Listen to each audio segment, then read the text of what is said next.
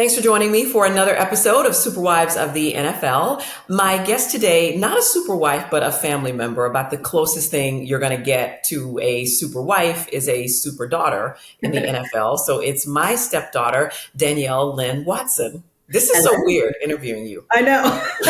And using my new name, I was like, who's that? Well, I had to remember because, I still want to say just Danielle Lynn, but you did it's coming up on a year. You got married about a year ago. Yeah, which is crazy. Yeah, last June. Okay, so let's talk about you, first of all, growing up as a coach's daughter. When you were born, Anthony was already playing with the Broncos, right? He had just got the contract. Yeah. So I kind of came in right when he got really into the league. Okay, so that's really all you know growing up as a coach's. It's your life. It is weird to think about what my life will look like even as an adult, like when he retires, whenever that is. I'm like, what are we gonna do during the fall? Like it's just weird. It just feels so weird. So yeah, it's been my whole life. But the interesting thing with that is you have your brother, Danton, who's now coaching. So, you're going to be doing this, and we'll talk about that, but you're going to be in this football life probably forever. Yeah, I have a feeling the cycle will just continue. So when I met you, you were in, I feel like it was maybe the 9th grade, maybe something like that. Yeah. But you guys I want to say I was a freshman or sophomore. That's right. Okay. So you guys had at that point been living in Dallas for a few years, but before that, you moved around a lot. So you spent like most of your childhood, I feel like, in Denver and then Dallas. But where did you live between that? So we did Denver for I was born in Aurora, so in Colorado. And then we moved to California to be with the 49ers for, I want to say 2 seasons, maybe a season and a half-ish. And then back to Colorado, stayed there until 3rd grade, and then moved to Florida for 2 years. And then from Florida, then moved here. So we've been in Texas since 6th grade, but a lot of hopping during prominent childhood years. I think I had it a little easier than my brother because he was leaving at true teenager years. So he struggled a little bit more than me. I was more another adventure, more friends to make. I didn't really bother me. But he was we came to, from Florida to Texas when he was a freshman in high school, which is that's a hard year to leave. Yeah.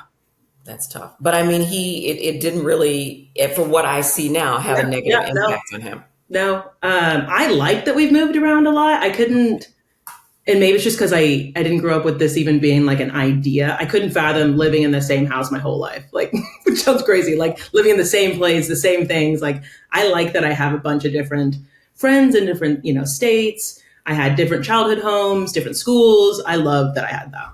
Now, tell me this because, and maybe I'm wrong, but I feel like you have grown into that. At that time when you were moving and leaving friends, did you enjoy it then? Or is it that now you can look back in hindsight and say, I got to have all these really cool experiences? It was probably more hindsight. I know leaving from Colorado to Florida, no, I take it back. Leaving from Florida to Texas, that was really hard because I was finally getting my groove. I had the best group of friends. We were true, grab your bike, go right around the neighborhood. We were just doing the most as little kids. It was 4th and 5th grade. So I had a really hard time leaving Florida.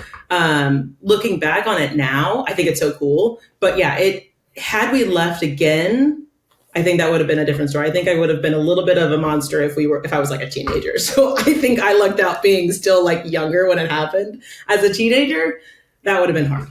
And you got really lucky too, because you kind of had the best of both worlds. You had home and stability here in Dallas. And then after about 2 years in Cleveland, Anthony moved to New York. And I feel like what teenager doesn't run into New York every other weekend?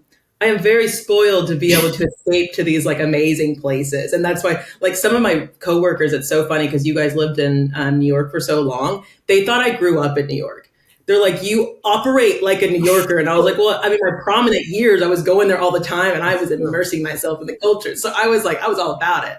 So I always think that's so funny. People are wait, you didn't live in New York? I was no, I visited New York once a month, but I didn't live there. Yeah. And we had you, you would hang out. I remember one time you came to visit and I had to work. Anthony was working. And so I said, okay, you're going to hang out with Marva. She's going to walk around the city and Marva Hanks and her daughter, you just go and hang with them.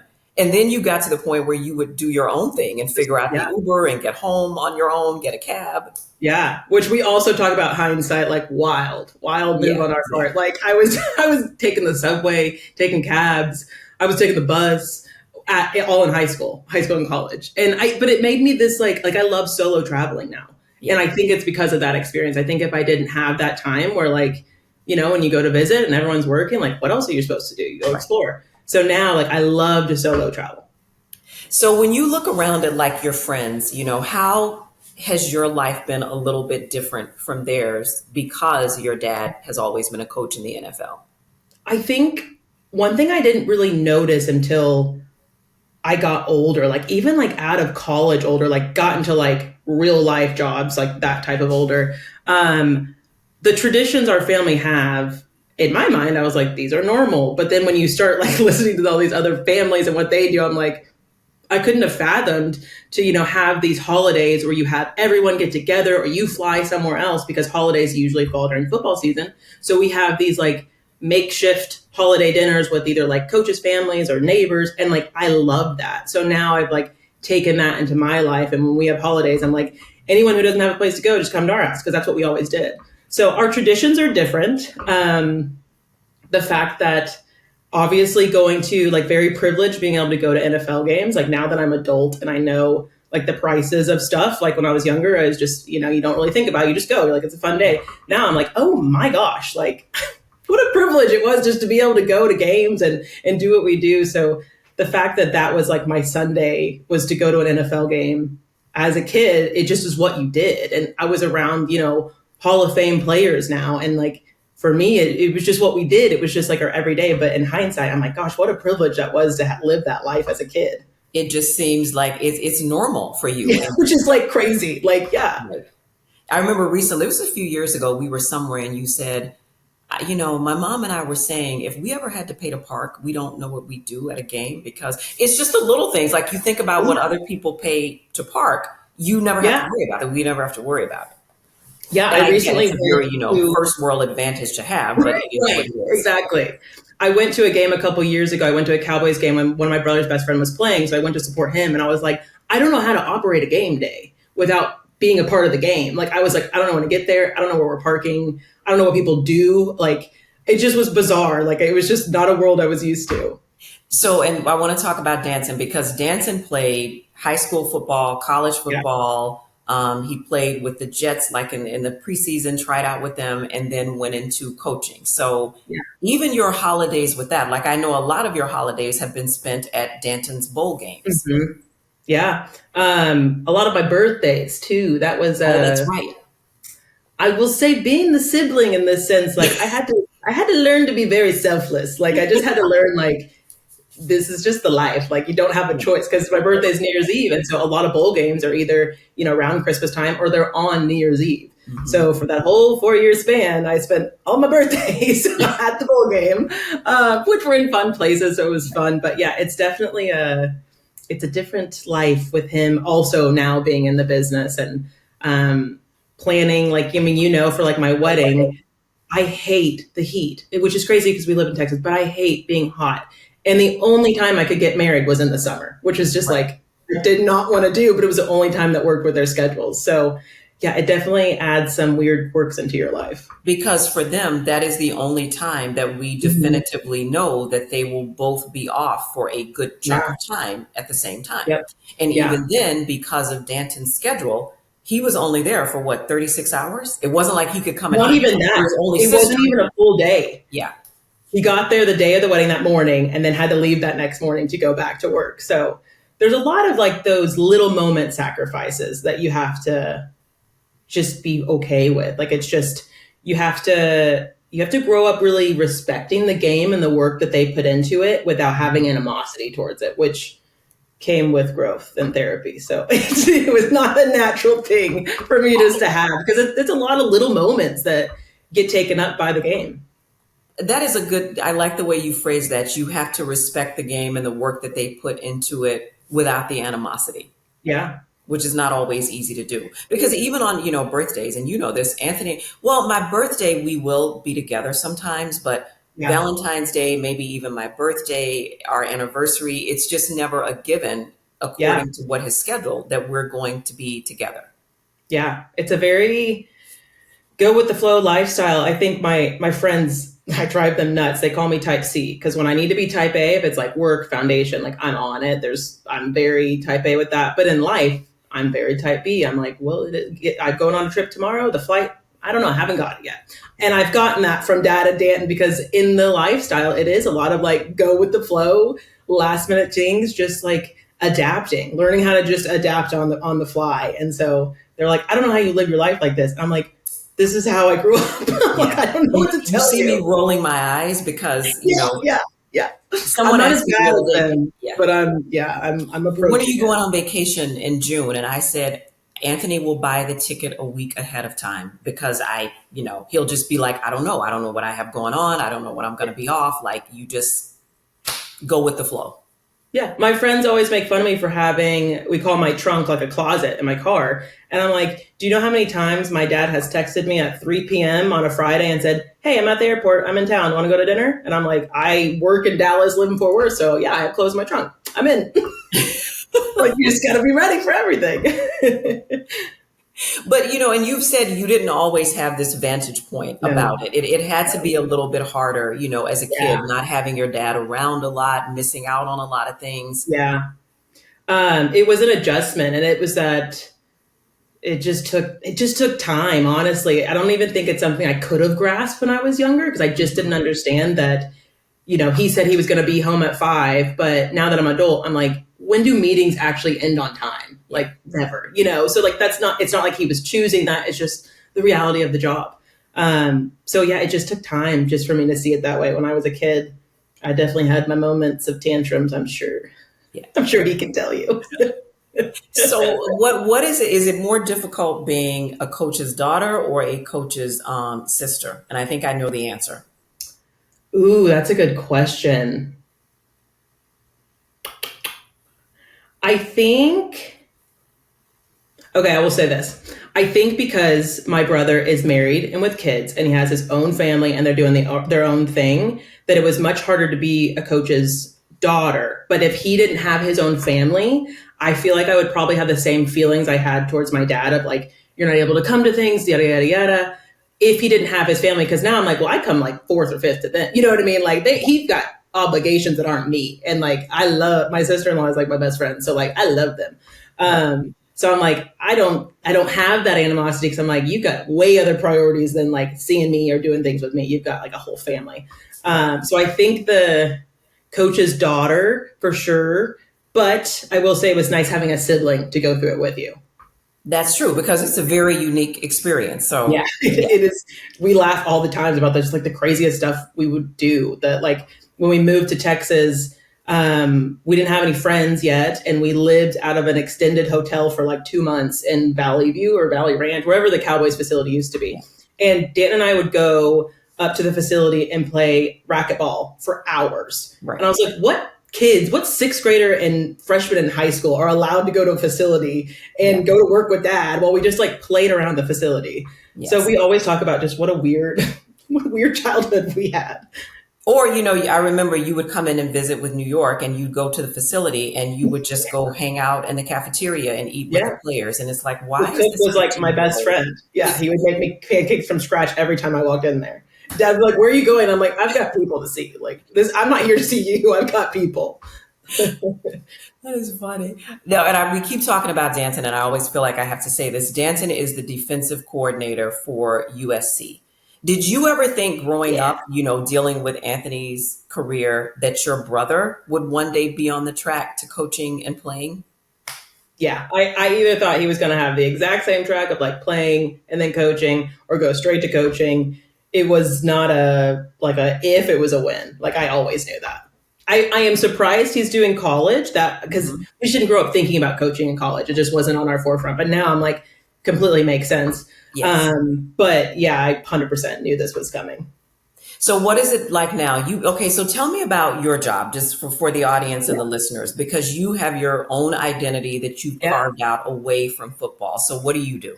Yeah, so I work at UT Southwestern here in Dallas in the radiation oncology clinic. I'm an operations manager, so I deal with, we call it like the front operations of the clinic. So that could be patient experience, all the scheduling stuff, I'm very big into like data analytics and process improvement. That's kind of my world, which if you're not in that industry, it's just, you're like right over your head. Like But me, it's like, yeah, I was like, but if you're in the industry, you know those words. I love it. I've been at the same department for 7 years. So I love it there. And then I also teach 1 day a week in a master's program for health administration.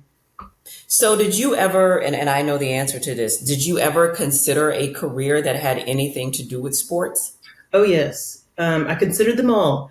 I think every now and then I still kind of have my regrets of not pursuing some of them, but I'm also like very happy with where I am in life and the But people. I think that's life. I think it's Yeah, normal. So, like yeah. I think you could have gone either path and Yeah. still, been fulfilled. But I originally, as you know, went to school for sports broadcasting, which I think I would have been really good at, honestly. Like I know sports, I don't mind public speaking, but as I got into it, I realized I'm like, I don't think you don't get told how much of like the English part of it is, like the writing and all that stuff. And I was like, who am I? Like I'm like a science girly through and through. So I was like, I didn't realize what went into this. So I did like a semester of that and was like, okay, quick pivot. And then I did strength and conditioning, which was the one career, you have those moments where I wish I would have maybe pursued more. I did the rest of my college career in that. All 3 years, the rest of the time, did all my internships in it. And I did really love it. But I found that I really only loved it in the professional world. And that is not realistic to think that you will either one, end up there first or not have to do the work to get there, do the kind of the grunt work, just like how you did with your career. Like you didn't start necessarily at the place you wanted to be at or the place you ended up at. And that's when I realized I was like, this isn't a passion, this is a hobby. And to do this and to respect the people that are in this industry, I need to have this passion and I don't have it. And that's when I realized that. I realized that I was just chasing the sports world because I thought I needed to be in it in order to fit in my family. And that's when I was like, pivot. Last semester of senior year, what do we do? So I was like, I'm going to do the smart thing and go get my master's degree. And everyone was like, that is the greatest idea. And in my mind, I'm like, this is a stalling tactic because I have no idea what I'm going to do, but this sounds good. Because I was really into public health. That was the other sector that I was into, strength conditioning and public health. So I went to school in a college of public health for my master's. And that's kind of how I ended up down that road. But yeah, I felt like I needed to be in the sports world. In high school, I was getting recruited for volleyball to play in college. And I kept having hip and back issues. And it was one of those things where it was never going to go away. And it would affect my quality of life. So I just kind of stopped that. And going to college, not playing sports was hard. Really? I would say I probably had about a depression from that. And not in hindsight, now that I'm more educated in that, I definitely, like my first semester at college, I was miserable. Because you were so accustomed to having sports and athletics in your life? Yeah. I felt very like a little less than because people would ask me, oh, are you there playing volleyball? And I'm like, no, I have to tell them like, no, I'm just going to school. And it felt like a disappointment. And then like my identity is wrapped up in sports. And so I see all the teams on campus walking together, going to work out. And I'm like, you have that, like, that should be me feeling. And I even was going to walk on, like I was going to go to walk on tryouts. Dad and I had talked about it. That was something I was going to do. And then I was just like, for who? Like, what is this for? So I just became really good at intramurals instead. I was the intramural chair. Like I was doing all, I was like, we're just going to throw this into a different avenue. But yeah, I really struggled in college the first like probably year with just like, what am I supposed to do that I'm not doing sports anymore? That's interesting because this is the thing with Anthony. It's just, and it's inherently who he is. He thinks everyone should play sports except me because he knows I'm not coordinated and I can't do it. But he really does like she plays volleyball and he's going to play football. And it's like, bruh, not everybody. Some people want to be in a band or just be a cheerleader or whatever. I think every kid should have that hobby so that it teaches them kind of discipline and maybe working with others, but it might not be sports. Like that's okay. I I think it was always that pressure of that expectation of like, of course you're going to play sports in college. Like it wasn't a question, it was just an assumption. And then having to tell people that I wasn't. And still sometimes even to this day when I'm around certain people in the industry and they ask like, oh, where'd you go to college? And I say like, oh, did you play sports there? And I have to say no. It's like it's kind of like a shock still to people. Do they think that is because your family is who they are? That expectation is on you? Yeah. Mm-hmm. Yeah. So it is interesting to like carve a different path that they are on because that's our family identity. Right. Was that intentional to go? And I know you talked about how much you like your profession, but was it intentional to say, I want to get away from living in the shadows of these athletes? No, I had to learn it the hard way. I wish someone would have sat me down and told me it sternly, because I needed that at that age, that you do not have to do something in the sports world. And I'll still be proud of you if you don't do something in the sports world, because I had to learn it after I went through my entire education in the sports world to realize like I was doing this for other people and not myself. And that's why I differentiated. It wasn't because a light bulb clicked on. It was more so like, I was like, I don't want to do this. Like, why am I doing this? So yeah, I learned that the hard way. Now, growing up, as a coach's daughter and a coach's, and players, sibling, when you hang out with other, maybe younger coaches' families, if you could give these girls and even some of the guys some advice, what would you say to them? Ooh, that's a good question. And I know that's a loaded question, but we've done a lot of lunches and dinners with, coaches and their families and heard some of the stories about the difficulties of moving and losing friends and all that kind of thing. Like, so I think what would you say that it gets better? I would say, and if they were spunky like me, I would say, do this respectfully, but speak up.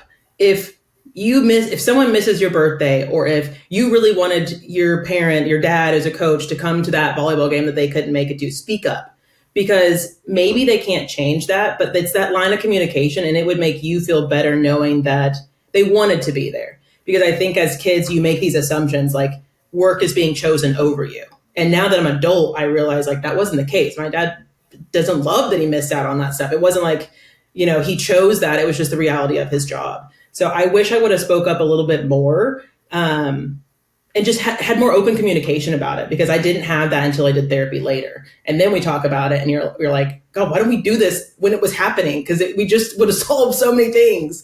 I think that's a big thing. But I think we're a lot more open to like therapy and open communication. And I think even he now is a lot more receptive to hearing about things that maybe he didn't get right, Yeah. when he was And I would say another thing of advice is, like I am in therapy, and both of my two therapists I've had are sports psychologists, because this is such a unique world that we are immersed in, that not that, regular therapists wouldn't understand, but I love that I didn't have to explain it. Both my therapists have worked with professional teams. They've worked with professional athletes. The amount of times I get compared to football players is hilarious. So I'm like, well, I was pretty much raised to be one. Because, like you said, you are spunky, you are. I don't know if that's the word. Yeah, you are. Yeah. And it's so nice having someone that just understands when I talk about like meetings or practice, like they get it and they know it and I don't have to explain it. That's a relief to have someone kind of validate the industry for you. How hard is it, and I know this, being at a game when people are, dragging the team or saying negative things about the players, and I've never really heard anything negative said about Anthony, but how hard is it for you to sit there and have to bite your tongue when people are saying all of this bad stuff about the team and the players? It is so hard. Like people, I think, forget, like I don't like to watch. If I'm at home, and like it's their game or my brother's game, I don't really like to watch the game with people, because people just don't understand, like, this is fun for you, but this is my family's livelihood for them. And then also like people just forget, and I get it, people don't think like this all the time, but these are humans and they kind of forget that there's humanity behind these people. So I had to get rid of my Twitter when I was a freshman in college. I got rid of my Twitter because it was just because he was with the Chargers and it was not pretty. And people were that was in grad school, but even like sometimes when he was with the Jets, I got some stuff too, and like people would find out in grad school, when I ran the foundation, maybe after grad school, whenever I started that, people started tagging the foundation and things and like talking negatively. And I was like, this is too much. So I had to get rid of my Twitter because I was like, you can't respond. I'm not going to be in the news that, Anthony Lynn's daughter is raging on Twitter. So I got rid of my Twitter. I have to be really careful about the media that I consume, especially when he was a head coach, because it was just like, how would you feel if people were online talking crap about your dad? Like, would you love it? Would you love to hear that every day? Like, it's such a unique experience that a lot of people don't know how to like have empathy for that. But yeah, sitting at games is hard. And that's why I like to sit in the family section as much as we can, because it kind of protects you from that a little bit. But I think some people, it doesn't really bother them. For me, I am like a ride or die for Dad and Dan. Like, I will die on that hill. I bandwagon like nobody's business. So for me, I take it so personally. I take it more personally than they probably do. I feel like, yeah, like it's hard personally, but I can detach myself from it to a certain degree. But no, like I know it. I'm like, it eats at me, especially because I'm just like, they're both like amazing human beings also. Yeah. So then I get like real defensive, like, you don't know their character. So it's like, it's hard for me. I mean, I don't think I've ever popped off on anyone. I can probably say that. I think. Yeah.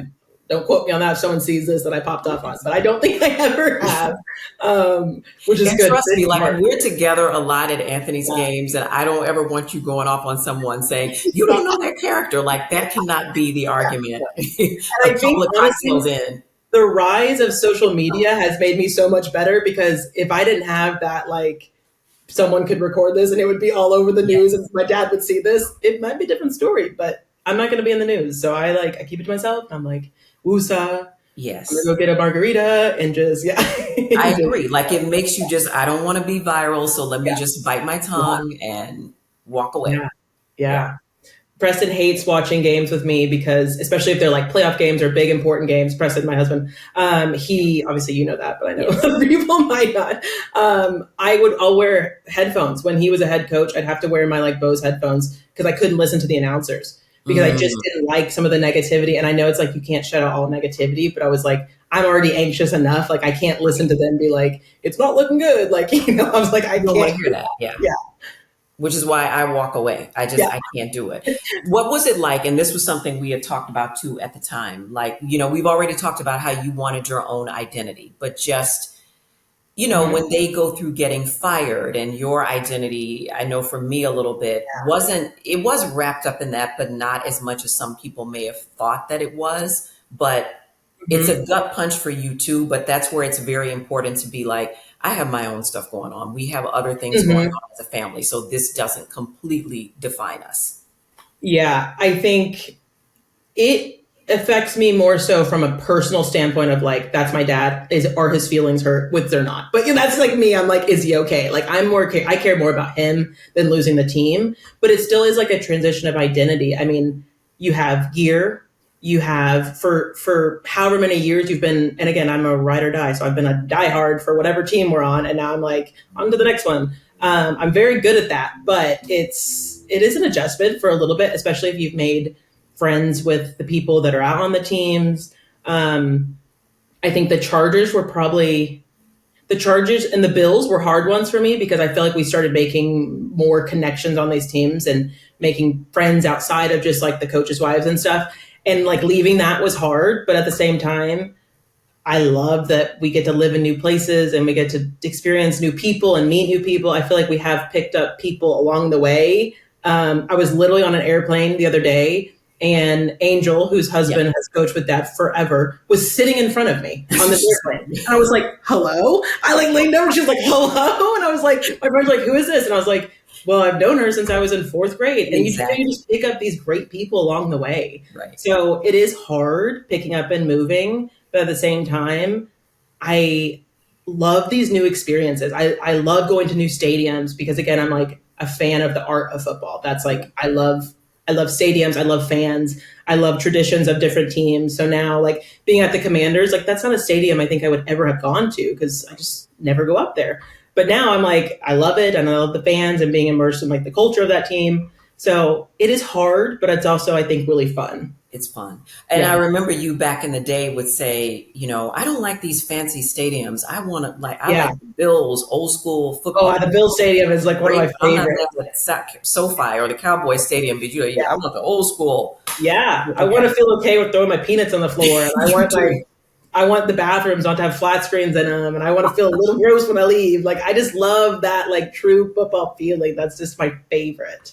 And see me over here. Where's the champagne lounge? Yeah, you're like, where's the champagne bar? Thank you.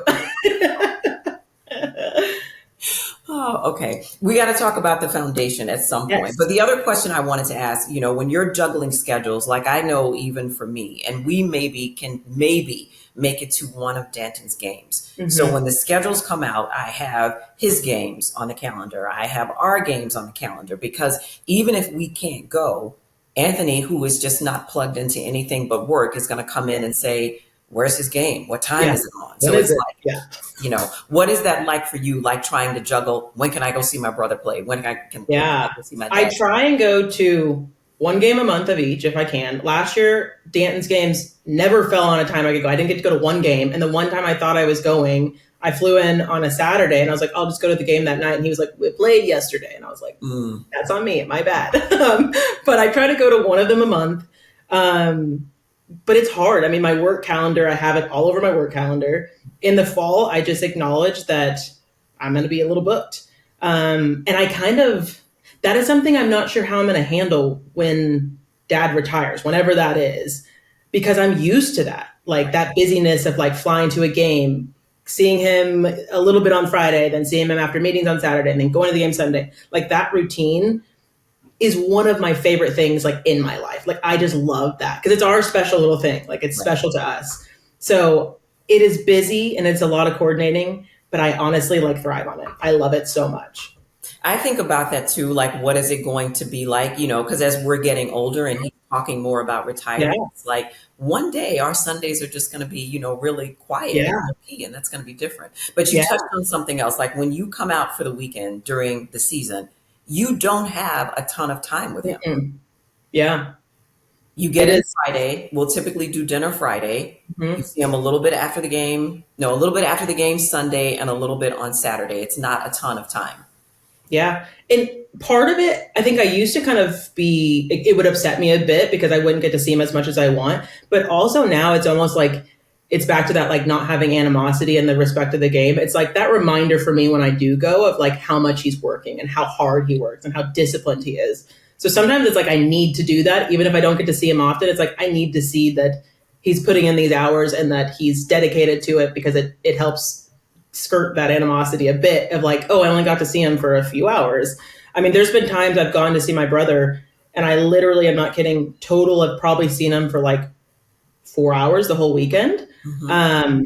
And now I have my little nephew, so I'm like, Yeah. I don't care about you. I'm here for the boys. Yeah, but it's crazy to think about. People are like, what do you mean you only saw him for a couple hours? And I'm like, it's just the way it is, and we're used to it. And again, it's like a special routine for me. So like, I love it, but And it is different. I try to give you guys your time, and Yeah, it's, yeah, I'm a homebody. So when you guys want to go ride scooters at midnight yeah, in San Jose, it's like, have fun, call me if yeah, because that's your thing. yeah, Detroit, San Jose, you guys are out on scooters at, 10 o'clock at night. Like, have yeah. fun. And I think that's why I love those trips so much too, is because dad and I didn't realize how similar we were until we got older, where we both like to go just get into new things. And Hmm. so we always find something random that we're just like, we stick to and we like to do every time we're there, whether it's going Yeah, on our scooter rides or like there's like a bar down the street with a restaurant that we want to go to, going to see a movie, whatever it is. It's so fun, like getting those moments with him. it is. Like Yeah. last year, you guys were talking about, no, he mentioned that we were going to go ice skating. And I'm thinking, Yeah. It's like, and even we're you were not- like, no, Stacy's not ice skating. She'll yeah. fall. I was like, You and no. Preston go with him. Yeah. Okay, so to talk about the Lynn Family Foundation, this was really more Anthony's brainchild than it was mine. But we started this back when he was, I think it was like 7 or 8 years ago, and you run the foundation now. Yeah. So I know about it, but just tell our listeners about what we do with the Lynn Family Foundation.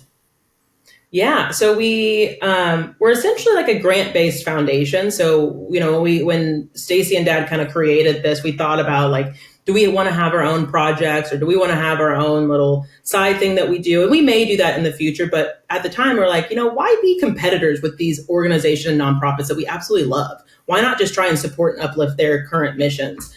And so that's really what we do. And we look at organizations that are kind of filling those gaps in society for people who might not have opportunities or experiences due to their circumstances.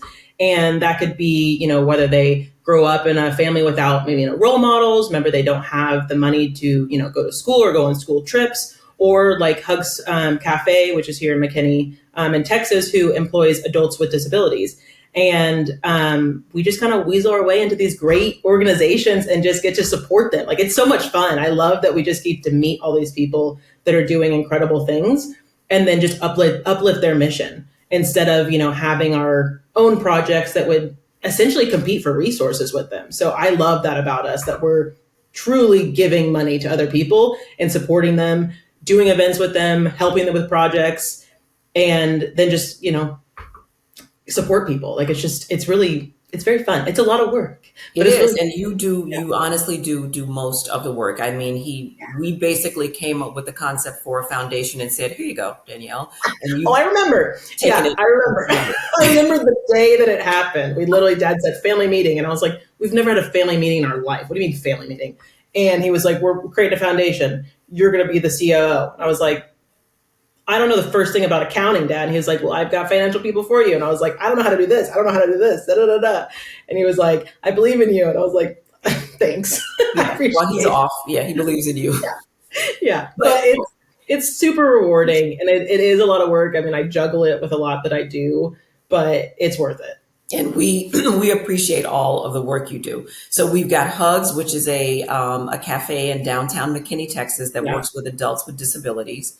The Betty D. Gonzalez Foundation, Motherless Daughters. And, I've done some volunteer work with them, like I know you have. They're in Detroit and Texas, right? Mm-hmm. Yep.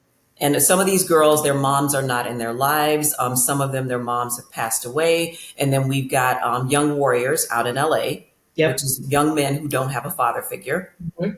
And then there's a new one that you brought on recently.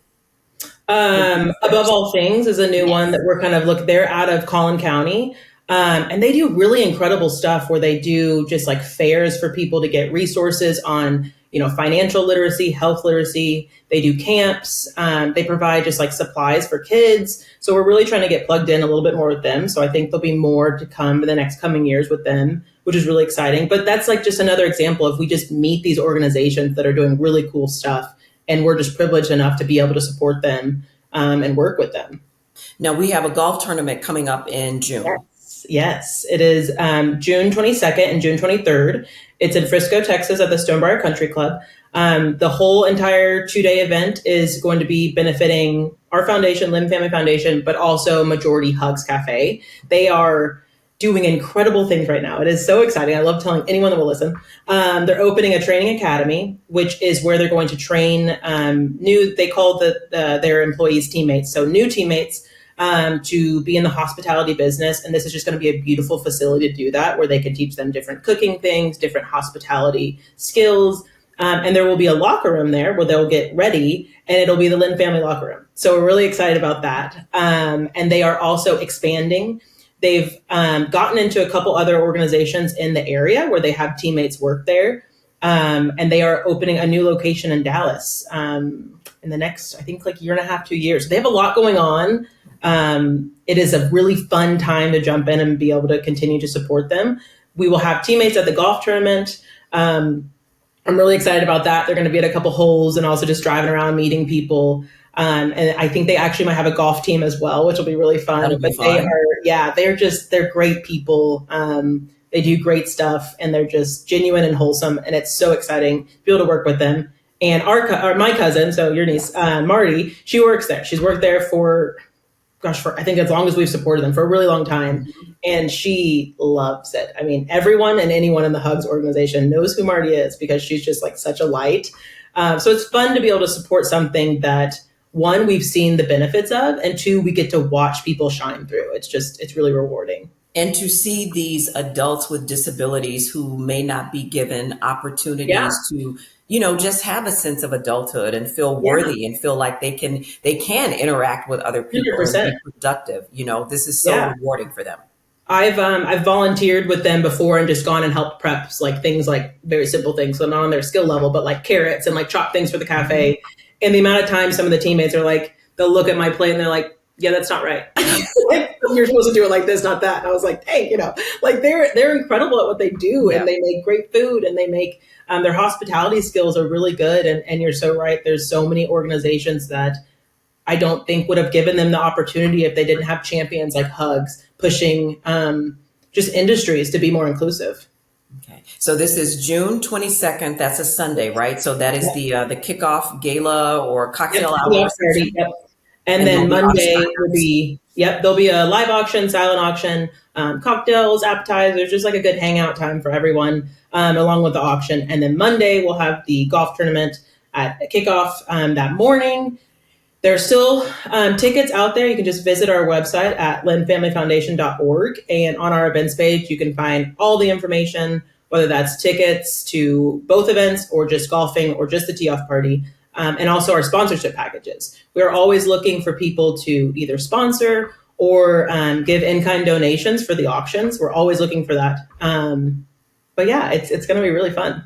Okay, and I'm gonna put the links, to that, up when I post the podcast. So, Yeah, if people great. want to take part in it in any way, we'll have all of the information out there. Okay, I know you have to get back to work. Yeah, It's been so fun talking to you. So, yeah, it's fun. thank you for doing this. This is Thank our you for episode of having me. Superwives of the NFL with my stepdaughter, Danielle Lynn Watson. She is I don't know what your title is, but you're the president of the Lynn Family Foundation. That we go. Yeah. All right. Thank you. Love you and talk to you soon. Love you. Bye.